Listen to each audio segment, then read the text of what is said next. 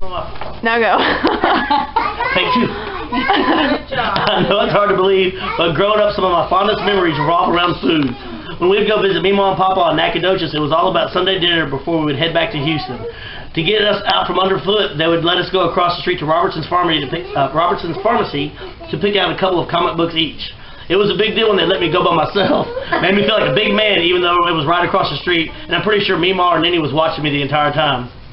Then we would come back, all sit around the dining room and eat a huge lunch of fried chicken, mashed potatoes, and whatever fresh veggies Papa had grown in the garden. I just feel bad for Dad because he would have to drive us all back to Houston after that huge meal. And when we would go to Gonzales to visit Grandma and Grandpa, it was all about the big country breakfast for me. They would send us to the chicken coop to get the eggs. You can't get any fresher. Then Grandma would make us eggs, sausage, potatoes, bacon, and white toast. So good, it was so good. And man, and to be a man, I would wrap up my sausage into toast just like Uncle Benno. Then I would take my BB gun, when I got older, my .22, and then my shotgun, and go walk the fence lines hunting for big game. Nothing like it. The one thing that's constant throughout time, probably since the Big Bang, is that every grandpa, including Dad, always has his special place. The king's throne, if you will, to nap after these meals. Dad has his chair in front of the TV. Papa had his straight-up, rigid, uncomfortable chair 3 feet from his TV. And Grandpa had his lumpy, hard, short little couch right by the slamming screen door. I have no idea how he slept there with us running in and out without having serious back problems. But you knew it was a good meal when you could hear each of them snoring on their throne. First time. It was a cold, damp, and dark December night in Cost, Texas. The Unkin family was gathering for one of our Christmas outings. This is one of the largest Unkin family gatherings I could remember. Every Unkin around the entire Gonzales area and their kids were there. The parents were all gathered around the family room visiting as the hum of the space heaters filled the house. As the parents made their way back and forth to the picnic table, which was covered with food, snacks, and sweets, the children ran around outside playing everything from hide and seek to football. We constantly ran inside to gasp a sip of hot chocolate to warm our bodies and let the sting of our hands dissipate. Surprisingly enough, the sting of our hands did not come from the cold, but from the infamous little plastic football blast thrown by the bionic arm of Uncle Benno. The playtime was limited and running out due to the cover of nightfall. We all had to conquer one more adventure before it was time to go inside, so everyone preached. Our cousin Mike Oak decided it was the time to take this little city boy on a real country hunt. As everyone knows, hunting was huge in the Unkin family, especially this time of year. Now, I'd been bird hunting with my dad and my brothers before, but only to walk with them, maybe to shoot an unlucky cactus or tree with my BB gun. Filled with excitement, I ran inside to ask Mom and Dad, but before Mom could say no, Dad, along with a smile, quickly told me to go ahead and have fun. So the adventure began, my first real hunt. Mike, Scott, Susan, Kevin, Keith, Kent, Robert, and I crawled through the barbed wire fence to make our way towards the tank. We quietly made our way through the cattle and picked out a perfect spot for me to hunker down on the inside of the bank. Everyone else was to spread out mostly on the outside of the bank, while Mike was to go find our prey and chase them towards me. I waited silently in the blistering wind as I shivered uncontrollably. Many, many minutes passed, and I waited until I couldn't wait any longer. Robert, I whispered out, but no answer. I whispered out, but also no answer. I got up to look around and noticed it was only me, the cows, and the howl of the coyotes left in the day. Not even Susan, who always watched over me, could be found. As I made my way back to the house, I could hear faint chuckles coming from the front porch. I finally reached the house to learn that my first snipe hunt was successful. Hook, line, and sinker. My first snipe hunt does stand out in my mind, but only because it was in the company of our entire family. What a Christmas. Thomas. We're saving the best for last? Yeah, sort of. Our award-winning reader. Writer. My mother had been living in Texas since October of my senior year at Georgetown, but it wasn't until the Christmas holiday that I had finally come to visit. My first real memory of Houston was the way the December humidity poured over me as I stepped through the sliding doors outside of baggage claim. Chewing down that first heavy breath of Texas air felt a little like trying to drown myself. Texas can be an intimidating place for an introvert from New Jersey. For someone accustomed to being mostly quiet and alone, the men and women with their wide-brimmed hats, big hair, shiny belt buckles, vigorous handshakes, and garrulous speech were terrifying. It really was a state characterized by the immensity of its proportions. I saw more pickup trucks in one supermarket parking lot than I had seen in 22 years of Mid-Atlantic living. And even the trucks seemed to be carrying on a never-ending bumper sticker argument over which was better, being driven by an Aggie or a Longhorn. Surrounded by all that Texas enormity, I missed home. Despite all the friendly and talkative people I met, I couldn't help but feel like an outsider. Then I met Helen Onken. Christmas morning, the pangs of homesickness were particularly hard. I had spent every single Christmas with my father's side of the family since I was born. When I walked the pathway to the door carrying presents for people I had never met, I was overwhelmed by loneliness. As soon as the door opened, Helen greeted me with her southern charm and a generous smile. The suddenness of her embrace reminded me a little of stepping out of the airport into the Houstonian humidity. It was warm and spread quickly over my entire body. I'm certain that everyone probably feels that same way whenever they meet Helen. I was still excited to see that I had my own little pile of presents that first Christmas, but what was inside the boxes and bags didn't really matter to me. Helen had already given me what I wanted more than anything that year, a place to call home. Aww. Action. Dear Helen, my memories conjure up beauty on the surface and deep down within. Qualities of grace and compassion, I barely know where to begin. They speak of a genuine woman who stands in a class of her own, who never leaves details untended as she welcomes guests to her home.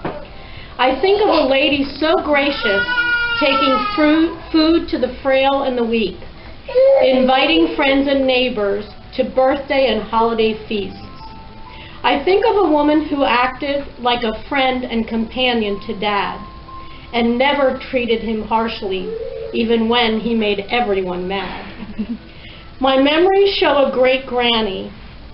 In malls she would tirelessly toil to be sure at each Christmas or birthday that her grandchildren remained ever spoiled.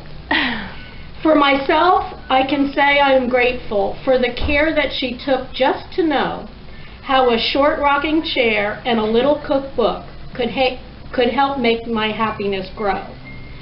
Selfless in all that you've asked for, you teach lessons we all will believe, that memories wrapped up like presents are better to give than receive. Aww. Love always. Happy birthday, Lauren.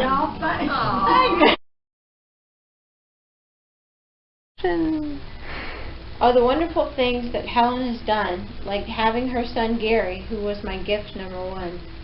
Then after Gary, I got more gifts, actually 2. My darling son Austin, and Caitlin with her big eyes of blue. But the tables turned when Gary and I tied the knot, for a whirlwind of a daughter-in-law was what Helen got. From doctor visits, losing things, and getting her lost, Helen just smiles no matter how much time or patience it costs. It's hard for a woman to find a mother-in-law who is sweet, so the fact that I have Helen is definitely a treat. So instead of flowers or a card or art, I thought I'd write you a poem that comes straight from the heart, to let you know how much your kindness means to me, and for you to show all of your friends and brag about the poem you got. Hee hee. Go. Okay. What memories of my mother should I write about? Do I include every time you told my friends to take off their hats when they came in the house? They all called you Mom. There aren't many who have known you, Mom, who haven't been mothered by you somewhere along the way. It doesn't matter if they were younger, older, or the same age. You always found a way to take care of them and perhaps improve everyone around you.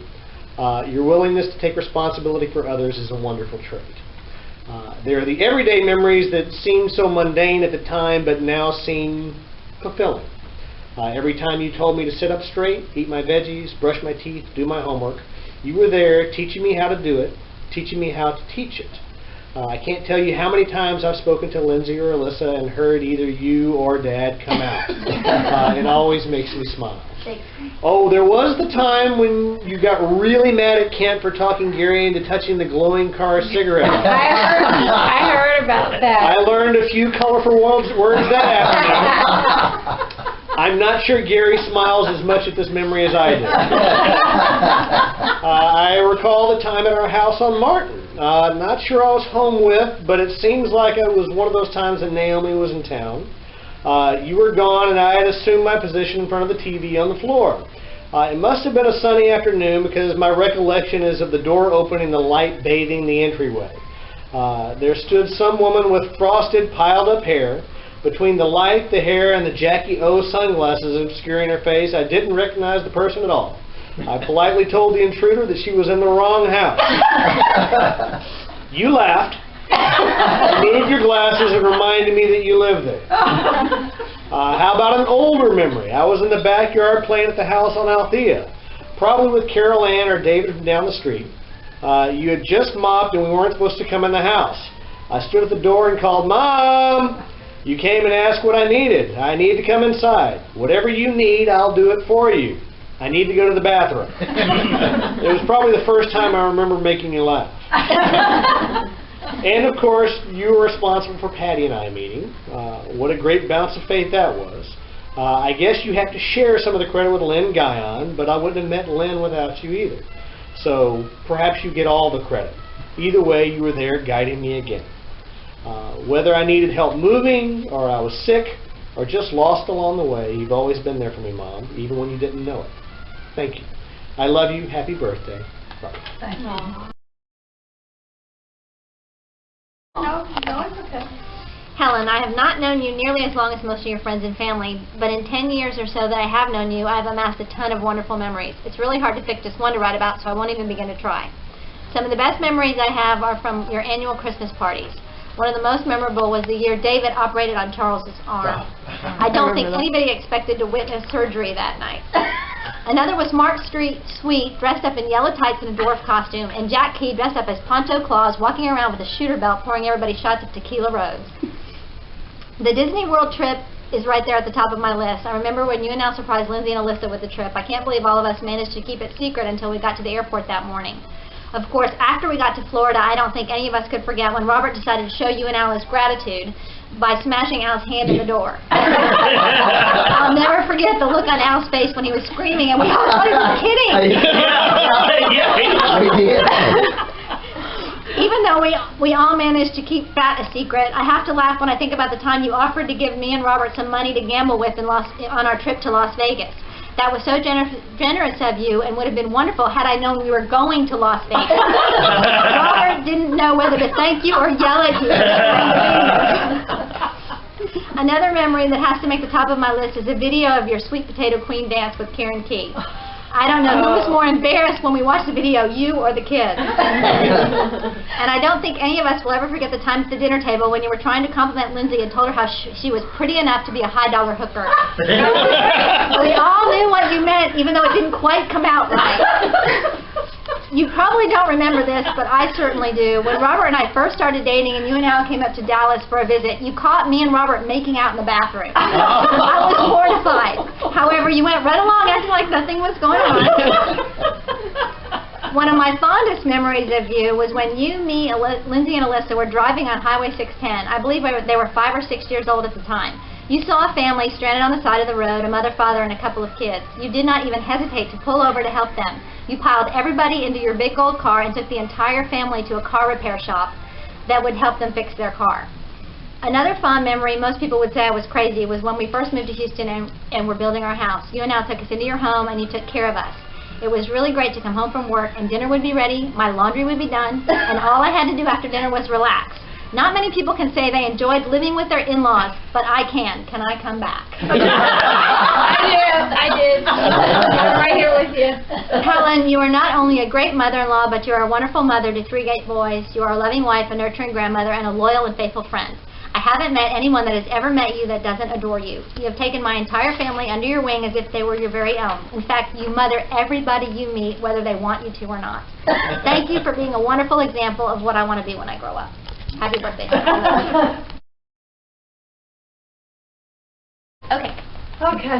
Okay. Dear Granny, there are so many memories I've shared with you and many more to come.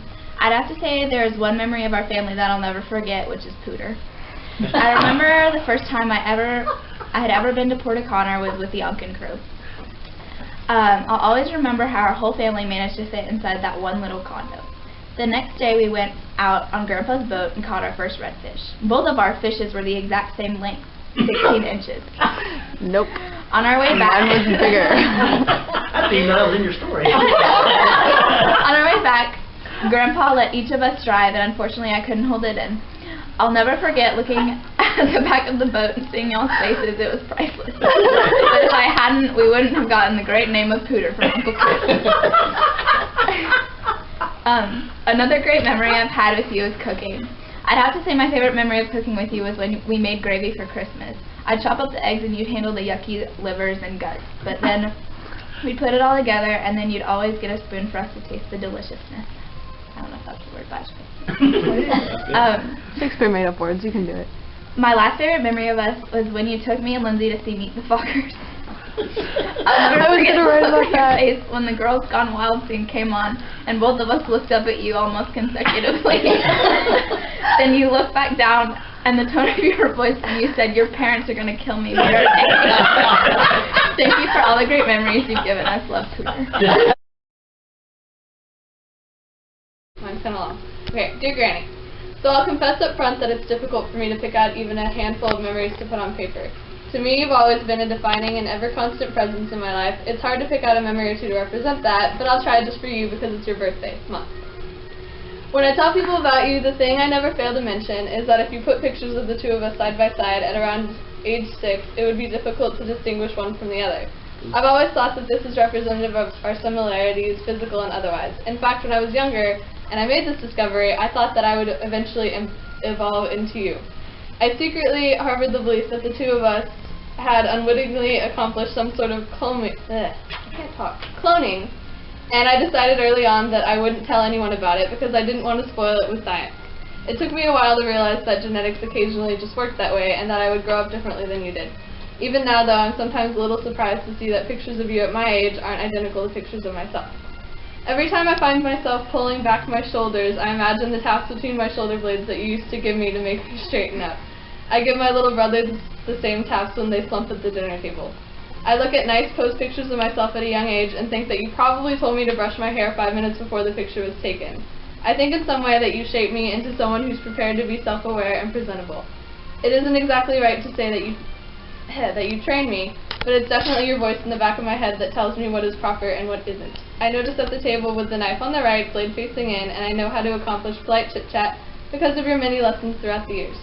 You were a strong motherly presence for a long time when I needed to learn how to be a classy young lady. You also never failed to efficiently spoil me, which I am of course grateful for. I have a nice collection of memories of malls, stores, clothing bags, the ever-changing favorite radio stations, lunches, and gossip among the three of us. Often we would go to your house afterward and drink milkshakes and watch movies with Grandpa snoring making its way into the background. The next morning you would make sure I didn't sleep until noon and we would eat a full breakfast. The routine was rock solid and it never got old. Friends who meet you can't deny that you're difficult to forget. I have friends who have known you from only a handful of encounters and they've already adopted you in their minds as their own grandma. Alex refers to you as Granny. She asked me to send along a happy birthday for her, by the way. Taylor talks about how much she loves your laugh. Fernanda told me that she thinks you're the perfect Southern grandmother, accent included, and that it's hard not to feel at home when you're around. What I'm trying to say is that I'm proud that you're my grandma. I love you, and I hope you've had a great year so far. Happy birthday. Love, Lucy.